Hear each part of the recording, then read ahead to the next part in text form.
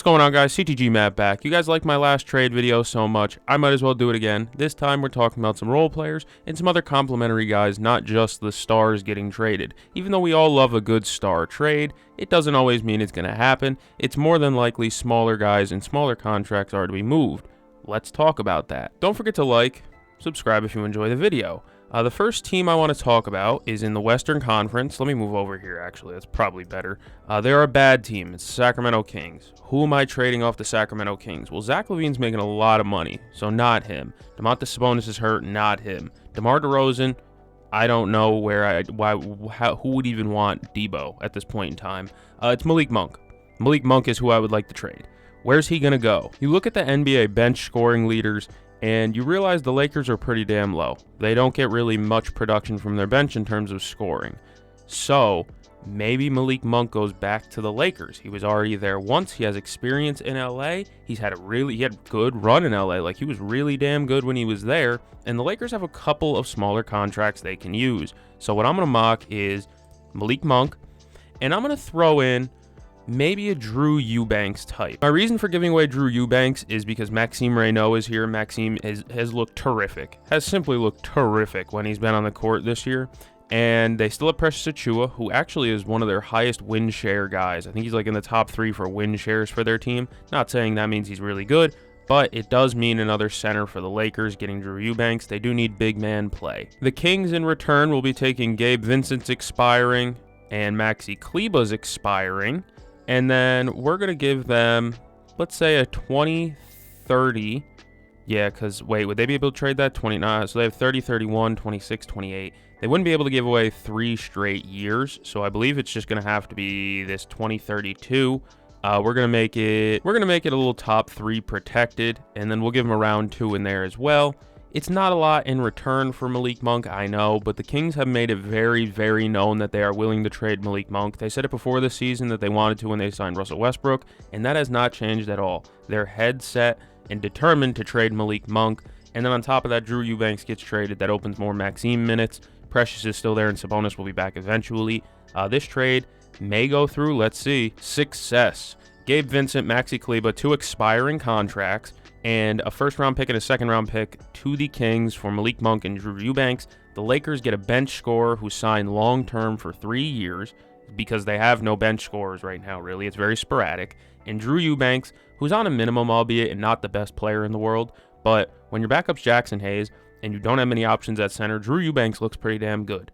So they get their bench scorer, and they get Drew Eubanks, and on top of that, like I said, Malik Monk already has experience in LA. He was really good there. I know Kings fans might expect some more in return, but again, you don't have the leverage when talking about Malik Monk. Yes, he's on multi-year of a contract, but again, they've made it known they don't want him. The Kings have openly said that they do not really want, they have been looking to trade Malik Monk for months now. This trade makes a ton of sense. Lakers have no bench scoring, and the Kings get a pick. 2 picks, actually, in return and freed up money. Feels like a really good segue for the Kings into sort of a rebuild type of thing because they get 2 expiring deals. You get to get that money off the books at the end of the offseason, and you get a top 3 protected pick, which isn't going to be top 3 because Luka's still going to be a Laker by then, and the Lakers just get better today. I don't think that's a bad trade at all. I actually kind of like this deal a lot. Trying to workshop something else, right?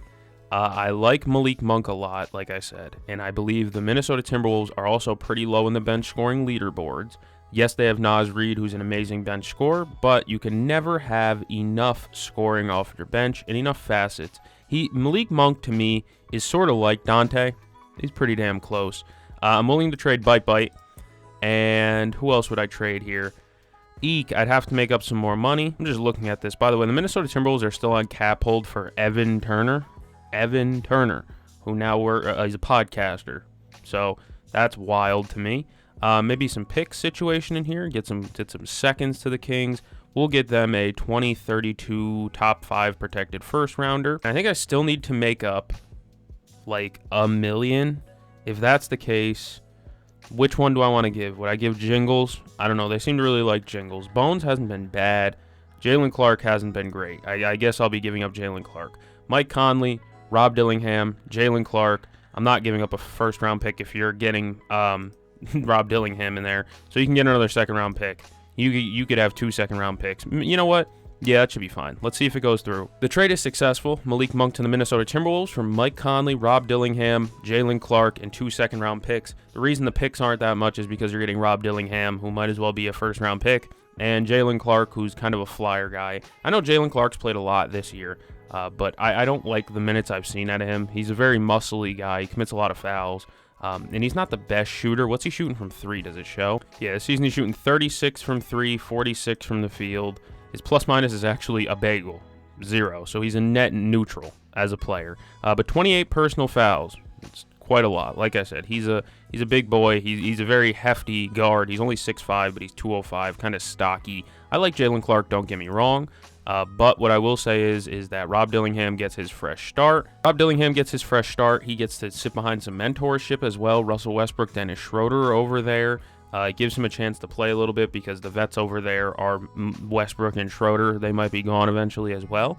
And Malik Monk goes to the Timberwolves, a team that needs a little bit more bench scoring and another guy who can play make a little bit. Malik Monk is an underrated playmaker. I believe he averaged a few assists last year, quite a few assists last year. Let's check that. Last season he had 117 assists. I know 86 turnovers is in there, but 117 assists. I mean, he's had as many as 300 assists in a season.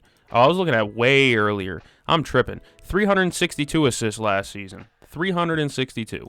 And 370 the year before that. So Malik Monk has some passing chops as well. He's kind of another Dante DiVincenzo type of player, which is why I really like him there. And on top of that, I'm going to be honest, guys, you're not giving up a lot. Rob Dillingham doesn't fucking play. Jalen Clark is, I mean, he's literally just Terrence Shannon, kind of, except not left-handed and a little bit more Aki. Mike Conley, whatever, dude. Last year of his deal anyways.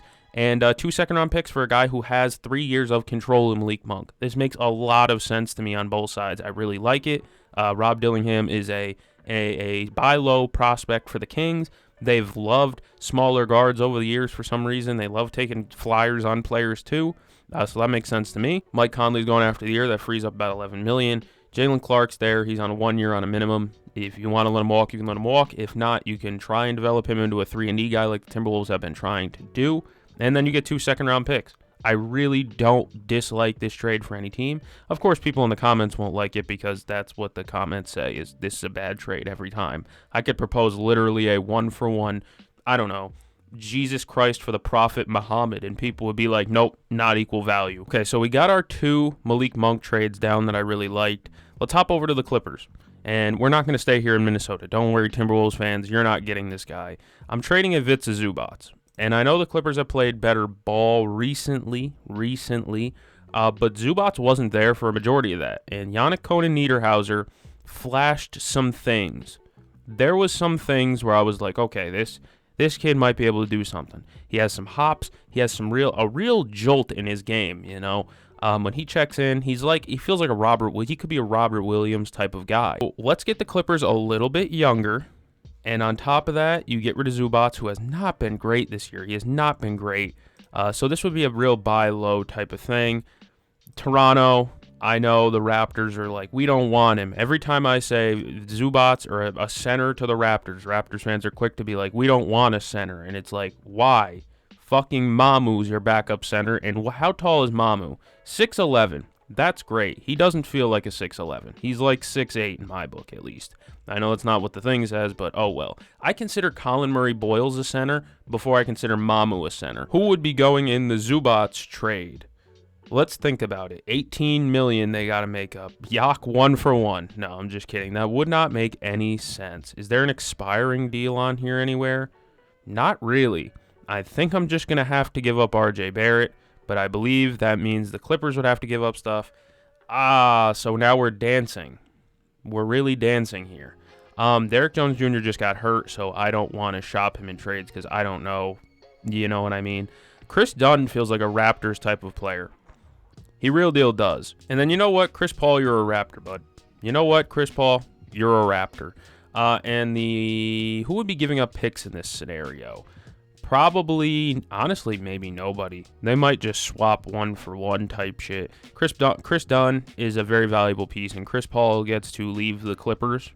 and go to a team that, while they don't have championship aspirations, they have a ton of young guys who could really use some leadership. Scotty Barnes is only 24, but Quickly's 26. He could use it. Jamal Shed is down here. Jacoby Walters young. He could use some development as well. Like, they got some young guys who could really use some. I did not know Chucky Hepburn was on the Raptors. Really did not know that. So I've been ballparking this trade for a while, and I don't think this is going to happen. I don't think this is realistic at all. But this is how it would have to go through if the Raptors were to trade for, if it's Zubats, it would have to be something in the ballpark of RJ Barrett, Ochai Agbaji for Zoo, Bogdanovich, and Chris Paul. If I had to say who was giving up picks here, honest to God, I think they'd just be swaps, because I don't know.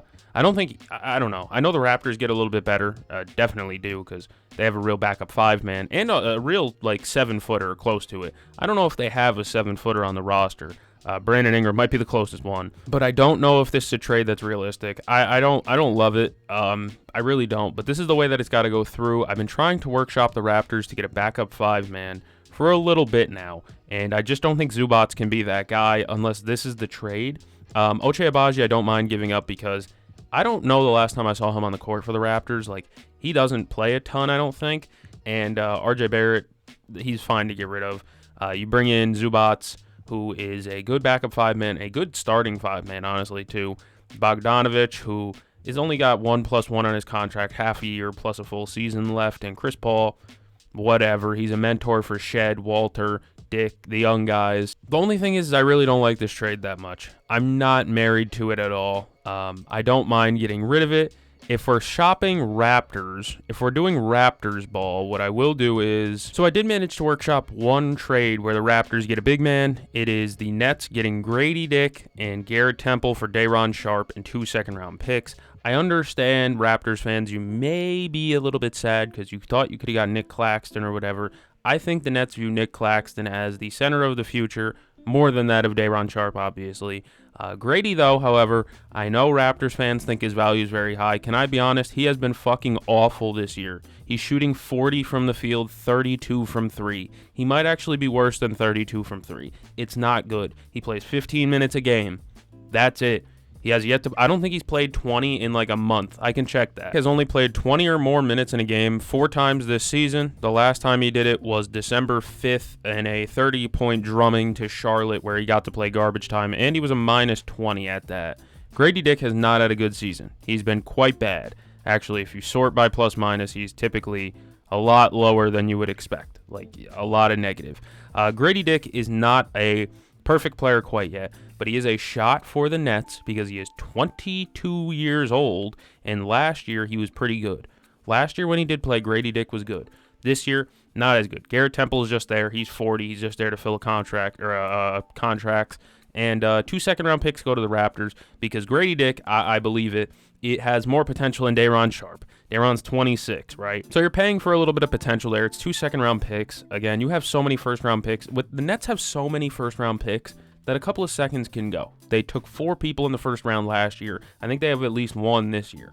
So you're going to have a ton of young guys coming in the first round. I think it's okay if you give up a couple of second-round picks and take a flyer on a 6'6", 22-year-old who averaged like 16 last year. He was rock solid, and he's a little bit bigger, and he takes some tough shots, absolutely.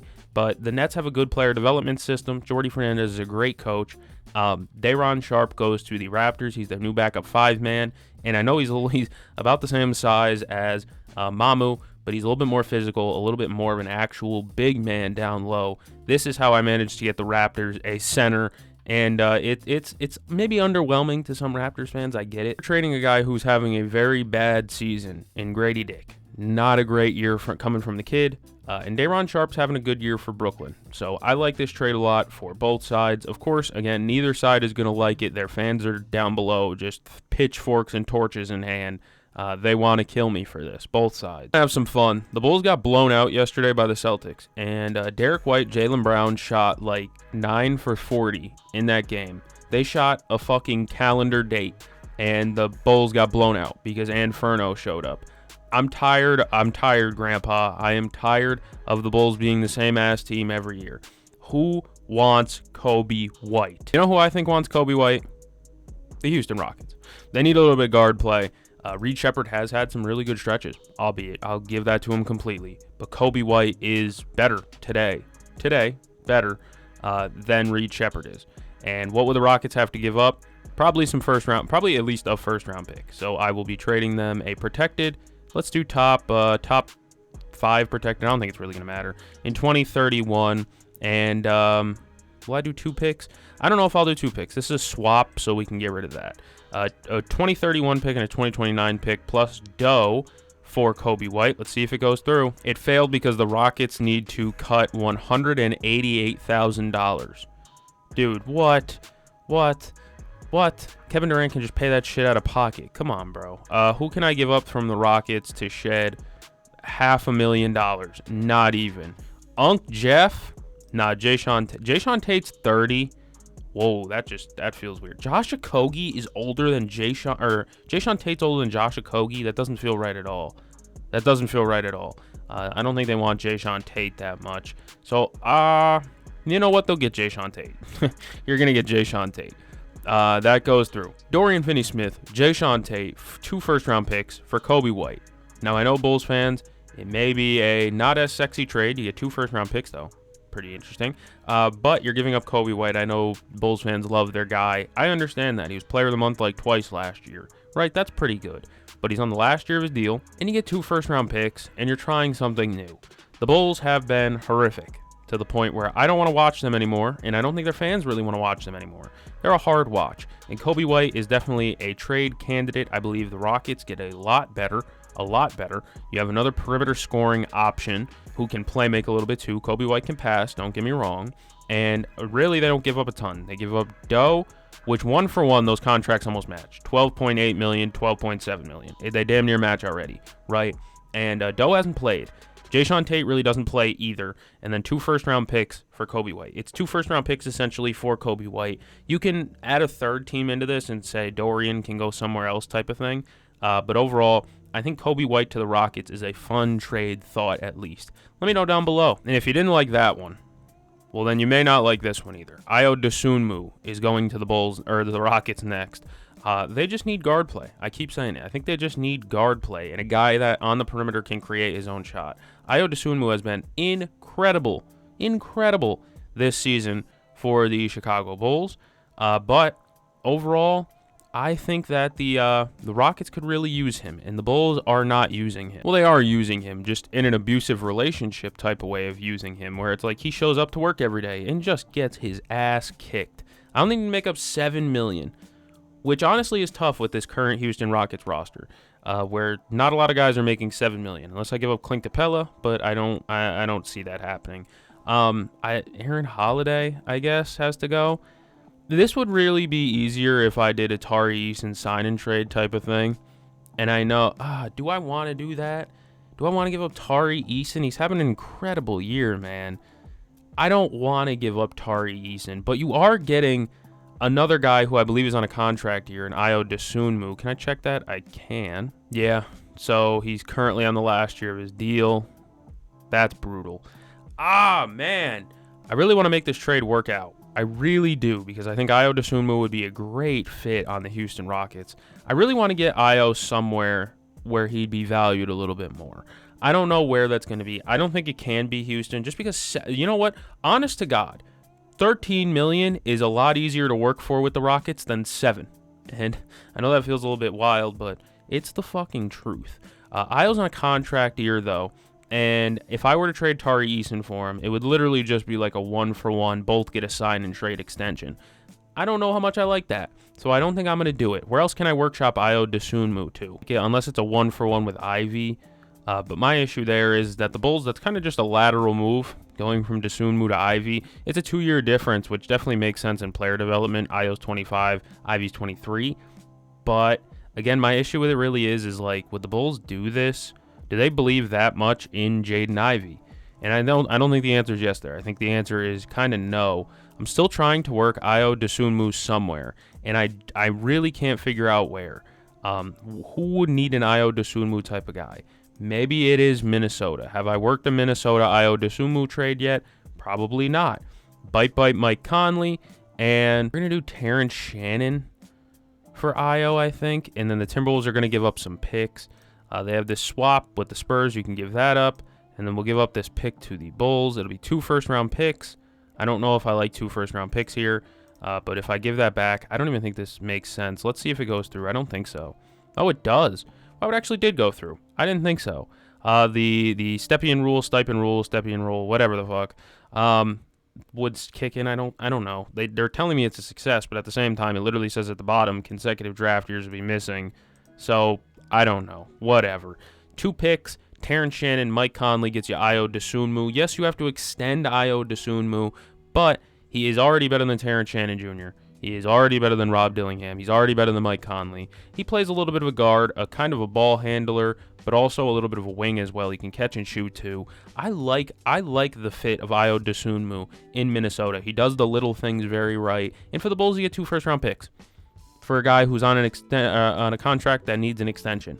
You know, I'm not sure if the Timberwolves would really be able to extend Ayo, but truth be told, if they're able to work out an extension with Ayo Dosunmu, this would be a match made in heaven in my mind, at least. I really like this. Terrence Shannon, Sir Left Hand, he gets to go to Chicago and maybe help out. Their wings are a little bit low. Modest is there. Okoro is mid, but then after that, it's like Julian Phillips, Dalen Terry.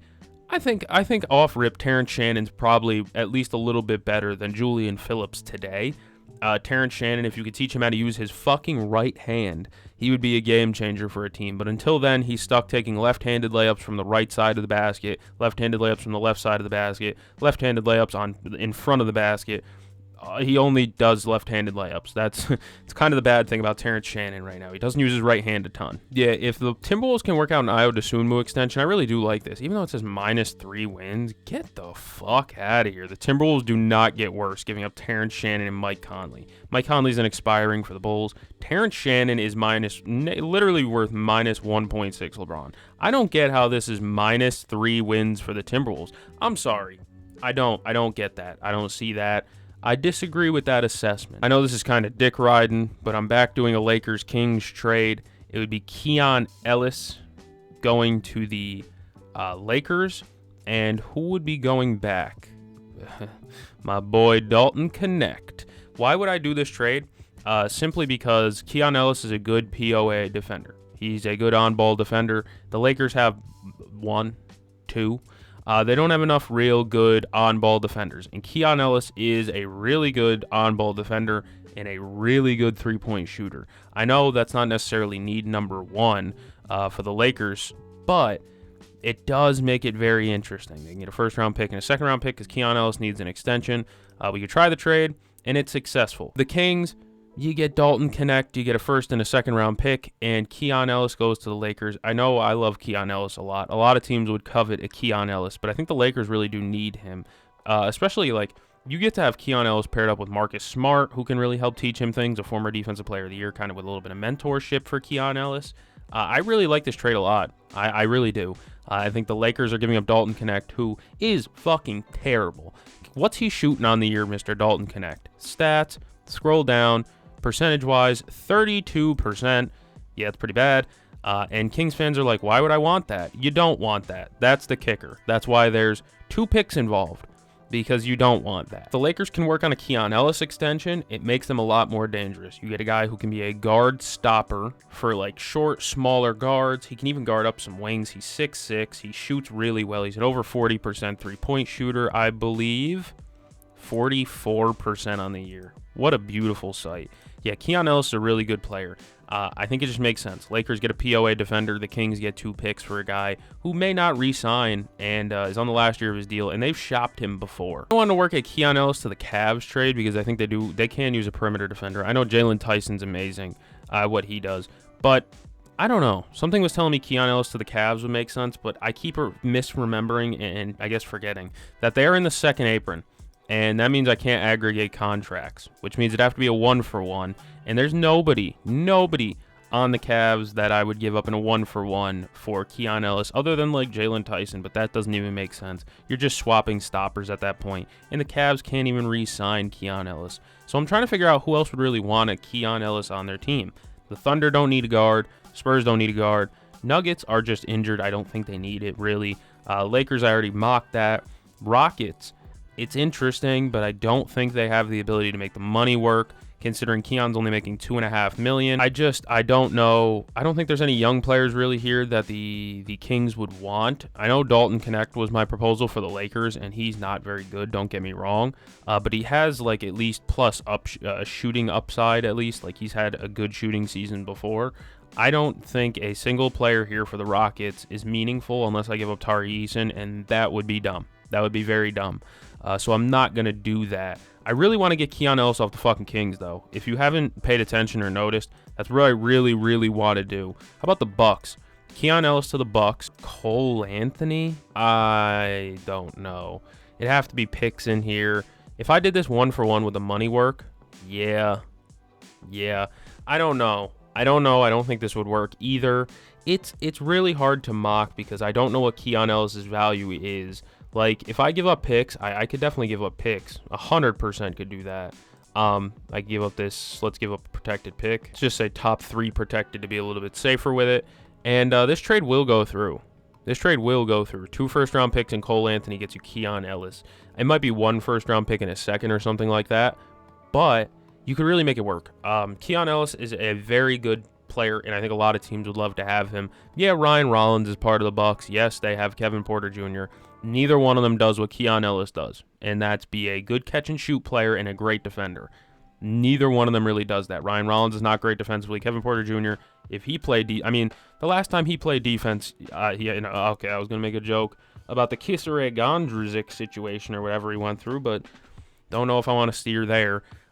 He went on the offensive, actually, in that hotel room. Keon Ellis does things that would really help out the Bucks, like sit in the fucking corner, knock down a 3, and help Giannis play good defense. Like, this would be a good match as well. I really like this trade as well. The Bucks get 2 wins better. Obviously, the Kings take on 2 first-round picks and an expiring deal in Cole Anthony. I don't mind this at all. The Bucks could re-sign. I think they have the money and the ability to maybe re-sign somebody like Keon Ellis. Bet you when the edit cuts to this, you're not going to expect what you're seeing on your fucking screen. It might boggle your mind, but I traded Jonathan Mobo, Garrett Temple in 2 seconds for Jock Landale. Jock Landale's having a decent season. He's actually shooting the 3 ball this year, if you guys haven't been paying attention. 45%, albeit on only 35 attempts, but 16 to 35 is pretty crazy. And he's taking more of them. He's getting more comfortable out there. He is a 6'11", big man, plays physical, and offers them an alternative. I've been trying to workshop them any fucking center on God's green earth. Daniel Gafford was in there. Day'Ron Sharpe I already did. Jock Landale's an option too because he's only on a 1-year deal. He's a shooting big, and he can play a little bit of defense on the perimeter. He's not awful. I'm trying to workshop the Raptors any center. It's not really working except for this one. Mobo goes to the Grizzlies. Mobo's a young option. He's only 24. And then you get the president of basketball operations, Garrett Temple. I know he's the president of the Players Association or whatever. 2 second-round picks. It's a flyer. It's an interesting trade. Jock Landale's 30. He fits the timeline of the Toronto Raptors a little bit better. I've been avoiding workshopping a trade for the Warriors because I already did that in a video, but here's another one that I have an idea for. It is Najee Marshall, Daniel Gafford to the Warriors for Jonathan Kuminga, Guy Santos, and they would renounce the rights on Moses Wright. If you renounce the rights on him, you save $2 million, and it makes the trade work. The only reason it says failed is because Jonathan Kuminga can't be traded until January 15th. But I will be going back to rework this trade, as I do believe the Warriors would have to give up picks for this. We will be giving up, let's say, a 2026 top 3 protected first rounder and a 2032 top 8 protected first round pick. Why is it so highly protected? Because in 2032, the Warriors might be ass. We could try this trade again. It's still going to say no, but that's simply because Jonathan Kuminga can't be traded.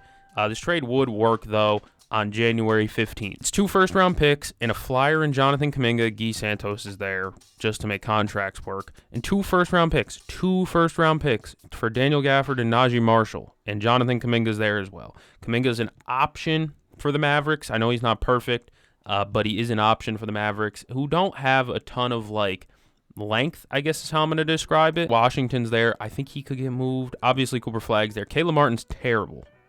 Actually very bad. They have some length, don't get me wrong, but not a ton of wing depth. Besides Coop, and PJ's closer to a big than a wing, and Klay Thompson might get traded anyways. So Jonathan Kuminga is 23 years old. He's 6'8". There's a chance here. There's something there, maybe.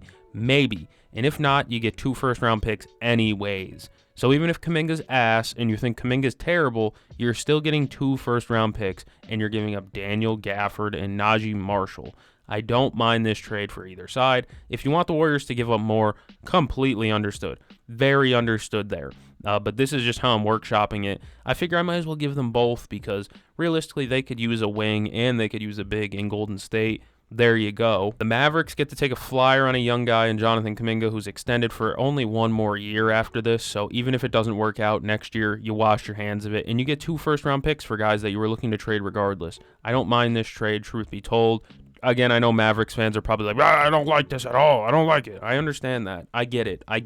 But if Daniel Gafford is going to be traded and so is Najee Marshall, I realistically think you can get a young player back plus 2 first-round picks. It's not a bad deal. All right, let's get rid of the Mavericks, and we're going to do one more with the Warriors because the Kings have, and I mean this sincerely, the Kings have been tripping over themselves dying for Jonathan Kuminga for the Lord knows whatever reason that could be. I'm not exactly sure why, but they are. So let's try and work something out there. Now, obviously, the Warriors need a big man, and the Kings don't have a ton of bigs to work with here. We have to make up that $22 million. We have to somehow make this work, and it's almost impossible unless they land DeMar DeRozan. And I know he's the most anti-Warriors player ever because he refuses to take threes, but I will be adding Drew Eubanks into that as well, so that way they at least get some size. And then who would be giving up picks here? Probably the Warriors. We're just going to give up 1 first-round pick because apparently, and I mean this sincerely, apparently it's only because it would go through. We get DeMar DeRozan and Drew Eubanks to the Warriors for Jonathan Kuminga, DeAnthony Melton, Guy Santos, and a first-round pick. The Kings get Jonathan Kuminga, who they've for some reason absolutely clamored and wanted for a while, and you get a first-round pick as well. The Warriors get DeMar DeRozan, who can help them be a little bit more of a scoring punch for them, more consistent scoring punch, and Drew Eubanks, who is actually a decent big man, a backup big man. The reason why it says it won't go through is because Jonathan Kuminga can't be traded until the 15th, whatever. But more importantly, this is even funnier. DeAnthony Melton can't be traded. It hasn't been 3 months since he was signed. He will be eligible to be traded after January 1st, 2026. I'm afraid I got some fucking news for you, Fanspo. It's the 6th at the time of recording. So, yeah, he's very eligible for trade. I believe the Kings would have to sign somebody to make this work, but this is no big deal. And overall, I really don't mind this trade. Jonathan Kuminga gets his fresh start in Sacramento, where they've wanted him for a while. DeAnthony Melton has 2 years left on his deal, and he can be a nice little backup guard for them. And Guy Santos, who is just an expiring and 1 first-round pick for DeMar and Drew Eubanks. And the Warriors can finally, or the Kings can finally wash their hands of the, I don't even know. I was going to call them the Timber Bulls. Remember when the Timberwolves had all them former Bulls? They were the Timber Bulls for a while. The Kings are now that. Okay, we're getting wild here. Trey Murphy's on the move, away from New Orleans. Save my man's career. Who needs shooting? Portland does. They're one of the worst 5 3-point shooting teams in the NBA. Bottom 5. Trey Murphy, knockdown shooter. What do the Pelicans get in return? 2 expiring contracts and 2 first-round picks and a second-round pick. Now. Let's try and rework this trade because I truly believe Portland should be getting, or New Orleans should be getting more. What's more exactly? I don't know. What if I throw Scoot Henderson in here? He has yet to play this year. He has not played. Pelicans desperately need a little bit of guard play. We're giving them Jeremiah Fears. No, I'm just kidding. We're not doing that. We can give them Alvarado. We can give them maybe a little bit of Alvarado. He helps out a little bit. I don't want to give up Scoot Henderson if it's just for Alvarado. I think that'd be a bad move. So let's move backwards a little bit. Let's shuffle backwards a little bit. We can. We added 2-way Caleb Love. And I know Portland fans probably really like Caleb Love. But you know who Caleb Love really reminds me of? A lot of different guys. I think you could get that type of shot selection out of a lot of different guys. He's a crafty shot creator. The Pelicans can use him because he is still kind of young. He is 24 years old, albeit a rookie. He is an older rookie. This trade goes through, obviously. Let me try it again. 2 expiring deals. A guy in a 2-way deal who is a real interesting player because he can get hot and start scoring. And 1, 2, 3 first-round picks. One's a swap. And 2 second-round picks for Trey Murphy and Jose Alvarado. The Blazers get their wing shooter that they've desperately needed. They need shooting in general. They really need shooting. And Jose Alvarado is a backup ball handler who can do a little bit of the work when they've been out. They've been out Scoot Henderson, Drew Holiday, Dame Lillard. Obviously, he's out for the year. They need some guard play. Jose Alvarado can step in and do a little bit of guard play. And Trey Murphy is an elite shooter, elite floor spacer that can really help Denny Avdia and them just shoot better. Because right now, if we flip over, the 27th worst three-point shooting team in the NBA is the Portland Trail Blazers. And they take 41 a game, which is good enough for the fourth most. So they take the fourth most, and percentage-wise, they're bottom 4. So there's kind of an issue there. And Trey Murphy really steps in and solves that issue. Can I be honest with you? He really solves that issue. Caleb Love is trying his best to solve that issue, but Trey Murphy day one is better than Caleb Love. And on top of that, like I said, the Pelicans get a chance on a guy. You could take a chance on Caleb Love. He can be a good bench scorer. He kind of reminds me of kind of Jordan Hawkins-ish, except better, in my opinion. And he's better than Bryce McGowan and probably Micah Peavy too. So he could step in and help there. Rob is a backup big man that can help Derek Queen out a little bit. I know they have some backup bigs, Eve and stuff like that, but Rob's only on an expiring deal anyways, and so is Matisse Thybulle. So I guess they're kind of just shedding money here because Trey Murphy doesn't really fit their timeline anymore. He's 25 years old. Trade works well for both sides. I know that the Stepien rule or whatever, I'd be giving up too many picks. They can rearrange the fucking picks themselves. They're the GMs. That's their job. I don't mind this deal, though. I really wanted to work a Trey Murphy deal in there somewhere, and Portland felt like a decent place to do it because Portland's not the type of team to make a star trade and go get an Anthony Davis or go get a Giannis. They are not that type of market. So you have to kind of work the edges, and Trey Murphy is one of the best work the edges that you could possibly imagine. Kind of tooling around with a trade idea like this lastly. I wanted Nikola Vucevic, and I really want the Raptors to get a center somehow. I figured Vooch is on the last year of his deal, so even if it doesn't work, the Raptors can kind of wash their hands of it. The Bulls will be getting 2 first-round picks, although one's a swap, and one's top 10 protected. And RJ Barrett. RJ Barrett's only 25 years old, and the Bulls don't have a ton of wing depth. So this it helps out a little bit. He's a slasher. He gets downhill. And Vooch and a first-round pick go to the Raptors that is top 8 protected in 2031. It is interesting. I don't know if I'm married to it. I don't really love it that much. That is all for the video, guys. Comment down below some trade ideas you guys have. I'll try throwing them in the Fanspo trade machine and seeing if I can make them work. Let me know what player or players your favorite team should try to land, what guys are realistic for your team. Let me know down below. Like I said, comment, subscribe. We love engagement around here. Thank you all for the recent support I've been getting. It's been incredible to watch the numbers boom up. Green means good, and my mind gets a good amount of happy juice off of feeling and seeing green. Thank you all for supporting me and joining me. I'm going to go catch the game. See you guys in the next one.